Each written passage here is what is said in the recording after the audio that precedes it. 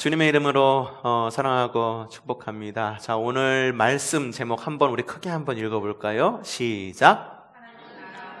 예, 하나님 나라 공무원이라고 하는 말씀으로 준비했어요. 고민이 많았습니다. 오늘 말씀 하나님 나라 사명자, 하나님 나라 직분자, 하나님 나라 임원, 이렇게 여러 가지 좀 고민을 많이 했었는데 여러분들이 어떻게 하면 알아듣기 쉬울까 하는 단어에서 정확히 맞아떨어지진 않습니다. 공무원이라고 하는 것과 직분자라고 하는 것은 적당히 이렇게 정확하게 동등비교하기는 참 어려운 부분이 있긴 하지만 많은 부분에서 비슷한 부분을 가지고 있기 때문에 하나님 나라 공무원이라고 이렇게 말씀을 준비했습니다. 자, 여러분, 공무원이라고 하는 직업 참 좋은 직업이죠. 그렇죠? 공무원이 뭡니까? 공무원이란 일반적으로 넓은 의미로 국가기관 혹은 지방자치단체에 종사하는 사람을 바로 공무원이다라고 이야기를 합니다.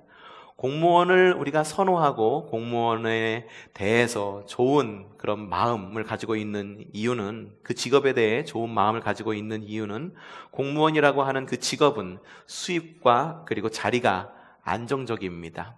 그렇죠? 수입과 자리가 안정적입니다. 그리고 정년과 은퇴 이후의 삶이 보장되어 있습니다. 그래서 모든 것이 불확실하고 불안정한 이 시대 가운데에서 많은 젊은이들, 그리고 심지어는 모든 전 국민들이 선호하는 직업 가운데 하나가 바로 공무원이 아닐 수가 없습니다. 2019년 9급 공무원 공채 통계입니다. 9급이라고 말하면은 공무원 가운데에서도 제일 말단의 공무원입니다. 말단의 공무원입니다. 심부름하는 공무원이에요. 가장 어려운 일하고 가장 낮은 곳에서 일하는 공무원, 9급 공무원 공채 시험입니다. 나라에서 필요한 인원은 약 5천 명이었습니다. 근데 9급 공무원 시험에 응시한 사람은 19만 5천 명이었었습니다. 엄청난 경쟁률이 아닐 수가 없죠. 경쟁률도 엄청나게 셌습니다. 요즘에는 공무원 시험, 곧 공시라고 말하는 이 공무원 시험에서 합격을 하려면 한두 문제 틀리면 안 된대요. 다 맞아야지 합격할 수가 있다라고 합니다. 이런 공무원, 9급 공무원 공채 시험의 단순한 통계만 보더라도 아무리 말단이라고 해도 공무원은 할 수만 있으면 하고 싶은 직업, 그리고 누가 시켜만 준다면 누구나 하고 싶은 그런 직업이다라고 말해도 크게 과언은 아닐 것입니다. 하나님 나라에도 공무원이 있습니다. 그 공무원이 누굴까요? 바로 하나님 나라 공무원인 직분자를 의미합니다. 직분자는 쉽게 말해 하나님 나라의 공무원입니다. 우리는 직분을 통해 하나님 나라, 곧 주님께서 통치하시는 나라의 공무원으로 부름 받습니다. 하지만 세상의 공무원과는 달리 하나님 나라의 공무원은 선망의 대상은 아닌 듯 싶습니다. 하고 싶어 합니다라고 하고 싶어 하는 사람보다도 부담스러워 하는 분들이 훨씬 더 많습니다. 제 믿음에 어떻게 그걸 감당할 수 있겠어요? 제 환경에 어떻게 이걸 감당할 수 있겠습니까? 라고 이렇게 손살에 치시는 분들이 상당히 많아 보입니다. 어쩌면요, 그러한 현상이 자연스러운 것일 수도 있을 수도 있겠다라는 생각이 들었습니다. 왜냐하면 공무원이라고 하는 것은 단순히 종사자, 단순한 직업이 아니라 사명자이고 헌신자여야 하기 때문입니다. 나라를 위해 사명을 다하고 나라를 위해 헌신하고 그리고 국민을 위해 헌신하고 희생할 수 있는 사람이 공무원이 돼야 그 공무원의 자리에서 국민들을 잘 섬길 수 있죠. 어쩌면 그렇기 때문에 사실상 지금의 이 시대, 공무원을 선호하는 이 시대는 뭔가 조금 잘못 흘러가고 있는 것은 아닌가라는 생각이 들기도 합니다. 공무원은요, 희생과 섬김으로 공동체를 세워가는 종을 바로 공무원이다라고 이야기를 합니다. 공무원을 가리키는 영어 단어들은 상당히 많아요. 근데 그 가운데 하나가 뭐냐 하면은 public servant라는 말입니다. public이라고 하는 말은 공공의, servant라고 하는 말은 종이라고 하는 뜻입니다. 공공의 종이 공무원입니다. 누구의 종도 아니고 공공의 공익을 위해서 살아가는 사람들이 바로 공무원이다라고 하는 것입니다. 지나가는 사람이 종부리듯이 해도 아무런 어떤 그러한 기쁜 마음으로 그 주인의 어떤 명령을 잘 수행할 수 있는 사람이 공무원이어야 한다라고 하는 것입니다. 저희 부부는요, 신혼 초에 캐나다에서 몇 년 정도 살 기회가 있었어요. 처음에 캐나다에 가니까 모든 것이 참 낯설었습니다. 어디서 무엇을 해야 될지 찾지도 못하고, 한국에서는 당연하던 것이 거기선 당연한 것이 아니었었어요. 어느 날 그렇게 혼돈 속에서 무엇을 어떻게 해야 될지 잘 모르는 상황 속에서 옆집에 있는 어떤 할아버지 한 분이 저희 집 초인종을 띵동 하고 눌렀습니다. 너 어디서 왔니? 한국에서 왔다. 맞습니다. 잘 왔어. 근데 어떻게 와서 생활은 할 만하니? 여러 가지 좀 어려운 부분이 있어요. 이건 어떻게 해야 될지 모르고 저건 어떻게 해야 될지 모르겠어요. 그러니까 그 할아버지가 소개시켜주는 분이 있었어요. 저희가 참 하나님의 도우심으로 타운하우스에서 이렇게 처음에 타운하우스를 얻어서 들어갈 수가 있었어요. 근데 그 타운하우스의 저 끝에 있는 집의 문을 초인종을 누르라고 하는 거예요. 왜 그러냐고 물어보니까는 저분은 우리 나라를 위해서, 캐나다 나라를 위해서 평생을 수고하고 은퇴하신 공무원 분이셔. 그러니까 저분한테 가면은 네가 필요한 것을 무엇이든지 얻을 수 있을 거야. 나라의 일은 어떻게 하는지, 캐나다에서 적응하는 데에 어려움이 있을 때 저분을 초인종을 누르면 저분은 틀림없이 그때와 다름없이 너를 위해서 희생하고 너를 위해서 헌신해 주실 거야 라고 그렇게 소개받은 적이 있습니다. 실제로 캐나다의 공무원들은요, 조금 많이 좀 달랐어요. 어려울 때에 제일 먼저 나서는 분들이 캐나다의 공무원들이었고요. 그리고 궂은 날씨 속에 일하는 사람들은 모두가 다 공무원들이었었습니다. 책상에 앉아서 그냥 외주 줘가지고 책상에 앉아 외주를 주고, 외주 준 그 사람들이 일을 잘하나 못하나 그것만 감시하는 감독관이 아니라 실제로 발로 가가지고 어려운 부분이 있는지를 파악하고 그 파악된 것을 외주로 주는 거예요. 그래가지고 외주를 주면은 그 외주를 준 곳에서 그 일을 할 수 있게끔 하는 거죠. 그러니까 윈윈이 되는 거예요. 상부상조가 되고 윈윈이 되는 그런 공무원의 모습을 참 볼 수가 있었습니다. 그걸 보면서 그런 생각이 들었어요. 공무원은 참 이런 사람이 되어야 되는 것이 아닌가. 또한 생각이 들었습니다. 우리가 직분자라고 하면, 하나님 나라의 공무원이라고 하면 우리의 직분자도 역시 그런 사람이 되어야 되는 것이 아닌가라는 생각이 들었습니다. 지금의 시대는요, 공무원을 선호하고 공무원을 이렇게 갈망하고 공무원이 되고 싶은 모든 사람들이 많은 시대입니다. 하지만 교회는 그렇지 않다라고 여러분에게 말씀을 드렸죠. 하지만 그럼에도 불구하고 간혹 직분을 선망하는 사람들, 내가 교회의 공무원으로서, 하나님 나라의 공무원으로서 살아가기를 원합니다 라고 하는 그런 분들이 있기도 합니다. 대부분 많은 경우에서는요, 뜨거운 사명감과 공동체적 책임감으로 희생을 각오하시는 분이세요. 목사님, 제가 이러한 직분을 받으면은요, 내가 이렇게 성도를 위해서 희생하고 이렇게 헌신하겠습니다 라고 해서 희생과 헌신을 결단하신 분들이십니다. 하지만 일부의 그런 직분을 선망하시는 분들은 어떤 분들도 있냐 하면은 자신의 만족을 위해서 직분을 원하시는 분들이 종종 있어요. 내가 사회적 지위가 이러니까는 교회에서 이러한 위치 정도는 가지고 있어야 되지 않겠느냐, 교회에서 내가 대략 이 정도의 삶을 살아가고 있고 내가 이 정도의 영향력을 끼치고 있으니까는 내가 교회에서 어느 정도의 직분을 받아야 되지 않겠느냐라고 하는 것. 나 정도면 이 정도 직분을 줘야 되지 않겠느냐라고 하면서 너무 당연하게 직분을 바라는 분들도 있다라고 하는 거예요. 욕심으로 직분을 받고 싶은 분들도 종종 있다라고 하는 거죠. 여러분, 아무리 거룩하고 소중한 직분이라 할지라도 잘 준비되지 않은 분께서, 성도께서 직분을 맡게 된다고 한다면 교회에 큰 부담이 아닐 수가 없습니다. 교회뿐만 아니라 자기 자신에게도 큰 부담과 고통이 될 수 있다라고 하는 거죠. 그렇기 때문에 직분자는 앞선 하나님의 은혜와 스스로의 신앙으로 충분히 준비되어져야 합니다. 사실 교회의 직분자뿐만 아니라 국가 공무원도 역시 마찬가지죠. 인품을 먼저 쌓아진 인품으로 인해서 모든 국가와 국민들을 섬길 수 있는 사람, 그런 사람들이 공무원이 돼야 나라가 바로 서고 그리고 국민들을 섬길 줄 아는 공무원이 될 수 있는 거죠.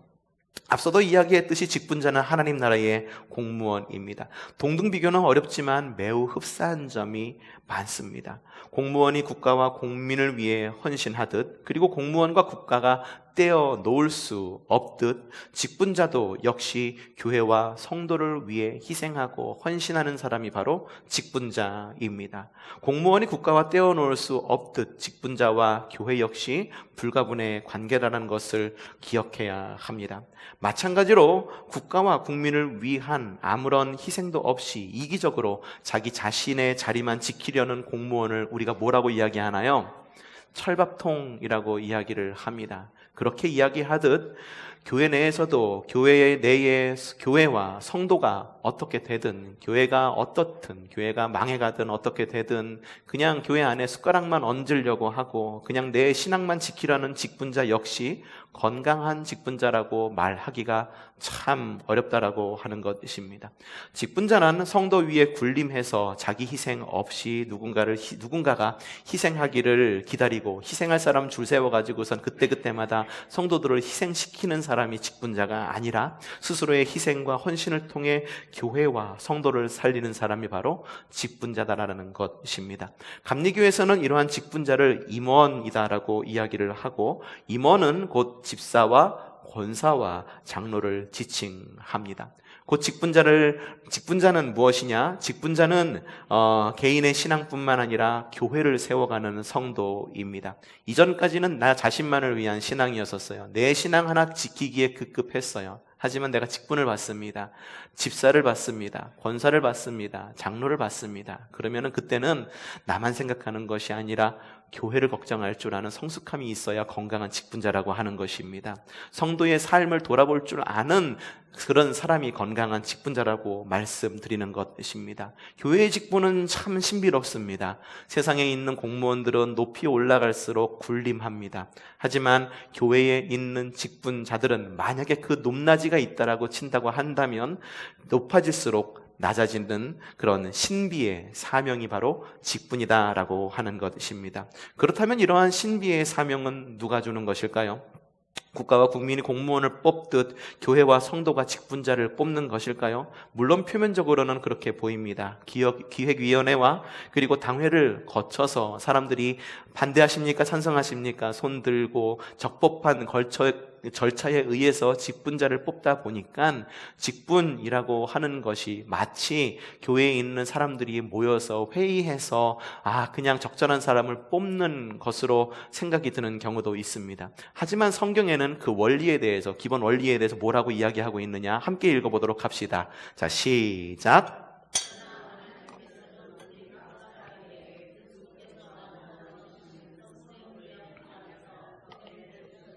네, 이 말씀은 뭐냐 하면은 오늘 읽은 말씀이죠. 이 말씀 뒤에 나오는 뭐냐 하면은 직분에 대해서 이야기해요.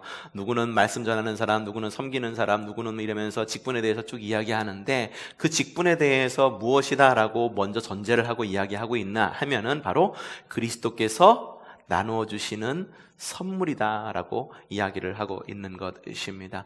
여러분, 직분은 선물입니다. 여러분들이 무엇인가를 잘해서 받는 상이 아니라 선물이라는 것입니다. 직분을 상으로 여길 때에는 내가 이만큼 잘했으니까는 상을 받는 거지라고 여깁니다. 하지만 선물은 누가 무엇을 잘해서 주는 것이 아닙니다. 그 사람을 사랑하기 때문에 주는 거고요. 그 사람에게 아무런 조건 없이 줄 수 있는 것이 선물입니다. 물론 직분에 대해서 교회 공동체라고 하는 것, 조직이라는 것이 존재하기 때문에 직분에 대한 여러 다른 이해들이 있을 수도 있습니다. 하지만 직분에 대한 기본 원리는 그리스도께서 나누어 주시는 선물이다라고 하는 것이 우리의 신앙 고백이다라고 하는 거죠.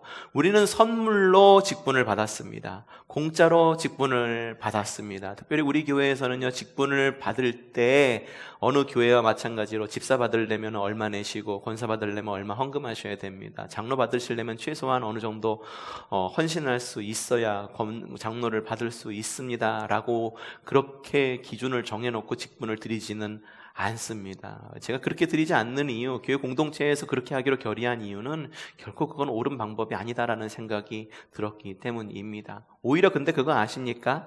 차라리 얼마 내야 집사를 받는다, 얼마 내야 권사를 받는다, 얼마 내야 장로를 받는다 하는 것이 우리의 속이 더 편할 수도 있어요. 왠지 아십니까? 내면은 받을 수 있기 때문에. 하지만 내지 않고 그냥 원하는 건 뭐냐 하면은 집사는 집사대로, 권사는 권사대로, 장로는 장로대로의 그 자리를 지켜주시고 그 역할을 다해 주시기를 원하는 마음에서 그 집사와 권사와 장로의 그 직임에 합당한 그런 분들을 이렇게 추대해 드리고, 그리고 많은 성도들의 결의에 의해서 이렇게 세워 드리는 거죠. 그러니까 어쩌면 더 어려운 걸 수도 있어요. 집사를 받으면 집사에 합당한 자리를 지키셔야 되는 거예요. 권사를 받으면 권사에 합당한 자리를 지키셔야 되는 겁니다. 장로를 받으면 장로에 합당한 자리를 지켜야 되는 거예요. 저절로 유지되는 것이 아니다라는 것을 말씀을 드리고 싶은 것이죠. 선물이라고 하는 거예요. 여러분들을 사랑하기 때문에 주님께서 주신 선물. 그렇기 때문에 직분자라고 하는 것은 기본적으로 섬기는 자입니다. 내가 공짜로 받았으니 공짜로 누군가를 섬기는 겁니다. 그리고 흘려보내는 것입니다. 은혜를 받은 자이니 거저받은 그 은혜를 흘려보내는 자가 바로 직분자다라고 하는 거예요. 라틴어로 직분자라고 하는 말은 무누스라고 합니다. 무누스라고 하는 직분자라고 하는 말은 섬김의 일을 의미합니다. 그러니 일하지 않는 직분이란 그 자체가 무효입니다. 직분자는 유능한 것, 능숙한 것, 그것보다 중요한 것은 뭐냐 하면은 교회를 위한 희생과 교회를 위한 사역이 있느냐, 그것이 훨씬 중요합니다. 교회를 위해서 엄청나게 일을 많이 합니다. 유능합니다. 하지만 유능하긴 하지만 교회를 흩어뜨린다라고 말하는 것은 그건 사명을 잘 감당하는 것이 아니다라고 하는 거예요. 능숙합니다. 권사의 직분, 집사의 직분 혹은 장로의 직분을 맡는데 너무 능숙해요. 하지만 그 능숙함이 누군가를 실족시킬 수 있다라고 한다라고 하는 것은 그것은 제대로 사명을 잘 감당하는 것이 아니다라고 하는 거죠. 믿음, 소망, 사랑 이 세 가지는 항상 있을 것인데 그 중에 제일은 사랑이다라고 하는 거예요. 그렇기 때문에 직분자는요, 거저받은 그 은혜를 사랑으로 잘 포장하여서 성도들에게 주고 내어주고, 내 삶을 내어주고, 내 재정을 내어주고, 내 환경을 내어주고, 내가 가진 사회적 지위를 내어줌으로 교회와 성도를 섬기는 그런 사역을 하는 사람이 바로 직분자다라고 하는 것입니다. 직분자는 예배 가운데에 먼저 하나님을 섬깁니다. 그리고 교회 공동체 가운데에서 성도를 섬깁니다. 어디서 많이 들었죠? 하나님을 기쁘시게 사람을 복되게 하는 그 사역의 중심에 있는 사람이 바로 직분자다라고 하는 것입니다. 특별히 섬김의 사역의 정점에 있는 분이 누구냐면 바로 집사님이십니다. 집사님들이십니다. 집사는 섬김이 사역인 성도입니다. 집사는 뭐라고요? 크게 한번 이야기합시다. 집사는 섬김이 사역인 성도입니다. 누구를 섬길까요? 옛날 가톨릭에서는 집사를 부제다라고 이야기를 하는데요. 부제는 사제의 시중을 드는 사람을 의미합니다. 사제의 시중을 드는 거예요. 교회 안에서 예배 안에서 사제가 무엇을 하면은 예배를 돕고 사제의 기본적인 삶을 도와주는 사람이 부제입니다. 그런데 종교개혁 이후에 그 섬김의 지경이 넓혀집니다. 사제를 돕는 사람뿐만이 아니라 교회 밖에 비그리스도인들을 섬기고 교회 안에서는 성도를 섬기는 사람이 바로 집사라는 직책이 가지고 있는 사역이 되었다라고 하는 것입니다. 곧 집사란 누구시냐? 집사의 사역은 뭐냐 하면은 교회와 하나님의 손과 발이 되어서 섬기는 직분이 바로 집사이십니다. 그러니까 집사를 가지신 분들은요, 교회의 손과 발이 되어서 열심으로 사역을 해주시기를 바라는 마음에서 집사를 드리는 거예요. 무슨 말인지 아시겠죠? 집사는 뭐 하는 사람이라고요? 섬김이 사역인 성도가 바로 집사입니다. 그러면 권사는 누구실까요? 함께 이야기해 봅시다. 권사는 권면하는 성도입니다. 권사는 권면하는 성도입니다. 교회 내에 낙심한 자를 권면하고 불신자를 전도하시는 분이 바로 권사님이십니다. 속회를 분담하고 다른 이들이 바른 신앙을 이어갈 수 있도록 삶의 영성을 보여주는 것이 바로 권사님들이십니다. 우리 교회는 권사님들이 참 많습니다. 어느 교회든지 권사가 참 많습니다. 근데 권사의 사명과 직분을 잘 이어가는 성도들은 우리 교회 말고 다른 교회에선 잘 그렇게 찾아보기 어렵습니다. 낙심한 자를 권면해야 합니다. 하지만 스스로 낙심한 권사님들이 어찌나 그렇게 많은지 모르겠습니다. 불신자를 전도해야 됩니다. 하지만 불신자를 전도해 주기는커녕 교회 안에서 분열을 일으켜서 교회를 흩어뜨리는 권사님들이 얼마나 많은지를 모릅니다. 속회를 분담해야 합니다. 하지만 속회를 분담하지 않고 오히려 속회 가운데에 부담이 되는, 분담이 아니라 부담을 주는 권사님들이 얼마나 많은지 모릅니다. 다른 이들의 바른 신앙을 이어갈 수 있도록 삶의 영성을 보여주어야 합니다. 삶의 영성의 삶을 보여줘야 하지만 많은 성도들에게 참 저래서는 안 되는구나 라고 하는 그런 안 되는 모범을 보여주는 경우도 참 많다라고 하는 거죠. 권사는 그만큼 중요한 직책입니다. 여러분들은 그런 권사님이 되셔야 된다라고 하는 것이죠. 어찌나 중요한 직분인지 장로교회에서 여성 권사는요, 남성 장로의 역할을 대신하기도 합니다. 권사는 그만큼 굉장히 중요한 위치의 직책이다라고 하는 것입니다. 다시 한번 물어보겠습니다. 권사는 뭐 하는 사람이라고요? 권면하는 성도를 의미합니다. 그럼 장로는 뭐 하는 분일까요? 함께 이야기합시다. 장로는 치리하는 자입니다.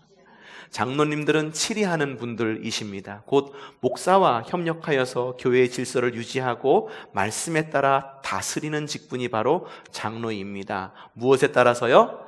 말씀에 따라 다스리는 분들이 바로 장로님이시라고 하는 거예요. 종종 장로님들 가운데에서 말씀에 따라 다스리지 않고 자신의 경험에 따라 다스리는 분들도 계세요. 종종 자신의 배운 학식으로 다스리는 분들도 계십니다. 자신이 가지고 있는 재력으로 성도들을 섬기려고 하는 분들도 종종 있습니다. 하지만 장로의 기본적인 사역의 원리는 뭐냐 하면은 말씀을 따라 다스리는 것입니다. 무엇을 따라 다스린다고요? 말씀을 따라 다스려야 되는 것입니다. 그러니 우리 장로님들은 그 누구보다도 성경 말씀에 귀를 기울일 줄 아는 사람이 되어야 됩니다. 그 누구보다도 하나님께서 말씀하시는 것이 무엇이고 하지 말라는 것이 무엇인지에 대해서 더 순종적으로 반응하여서 성도들이 우리의 장로, 사실 장로라고 하는 말이 그거잖아요. 여기서 가장 나이가 많은 사람을 장로라는 걸 말하죠. 하지만 나이가 많아서 장로로 세움받은 것이 아니라 우리 교회의 가장 큰 어른, 노인은 아닐지는 모르지만 어른으로서의 역할을 감당하기를 원하는 마음에서 장로라고 하는 이름을 붙여드리는 거죠. 그러니 교회에서 말씀에 따라서 다스리는 이 직분을 잘 감당하기 위해서 하나님의 말씀에 우선 귀를 기울이고, 목사와 장로는 경쟁 관계가 되어야 될까요? 아니죠. 경쟁 관계가 되는 것이 아니라 동역 관계가 되어야 되는 것이죠. 어떤 교회는요, 장로님들과 그리고 목사님들이 서로 야당과 여당이 되어서 막 서로 견제를 합니다. 장로님들이 무엇인가 하자고 그러면 목사님들은 무조건 반대하고, 목사가 무엇을 하자고 그러면 장로님들은 무조건 반대합니다. 그러면서 서로가 막 치고받고 싸워요.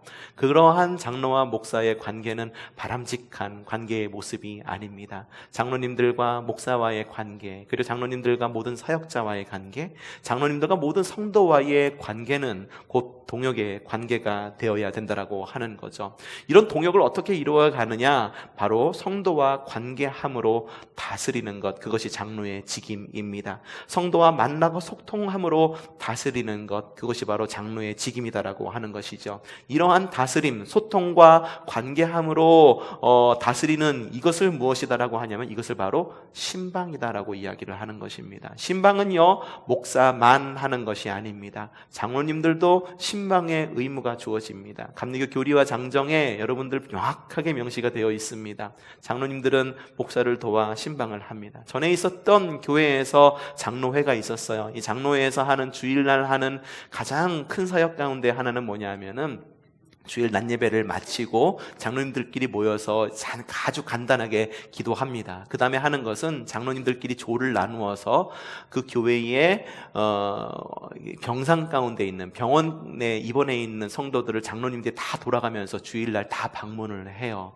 그러면서 성도들을 위로하고 그리고 성도들을 위해 기도하고 성도들을 위해서 함께 이렇게 아픔을 나누는 사역을 하는 것을 볼 수가 있었어요. 물론 그 장로님들이 모든 것을 잘하는 장로님들은 아니었었어요. 하지만 그것 하나만이라도 참 본받을 만한 한 장로님들이다라고 하는 생각이 마음 가운데 들었습니다. 다시 한번 물어보겠습니다. 장로는 무엇 하시는 분들입니까?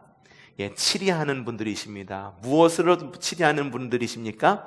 말씀으로 치리하는 분들입니다. 자, 우리는요, 하나님 나라의 위대한 공무원으로 부름받았습니다. 교회의 직분은 거룩하고 소중한 직임입니다. 어느 대기업의 임원보다도 정부 강요보다도 더 중요한 직임입니다. 왜냐하면 이 직임, 곧 직분은 사람의 조직이 아닌 하나님의 교회의 기둥과 같은 역할을 하는 직임이기 때문입니다. 보통의 경우 이러한 직분을 아론과 훌의 비유를 많이 듭니다. 이 이스라엘 백성들이 광야에서 리비딤 광야에 이르게 됩니다. 리비딤 광야에서 목이 말라다 말하니까 하나님께서 이 천연 안반수를 맛보게 하는 그런 기적을 맛보게 하죠. 그런 기적을 맛보게 하는 것으로 끝났으면 얼마나 좋겠습니까?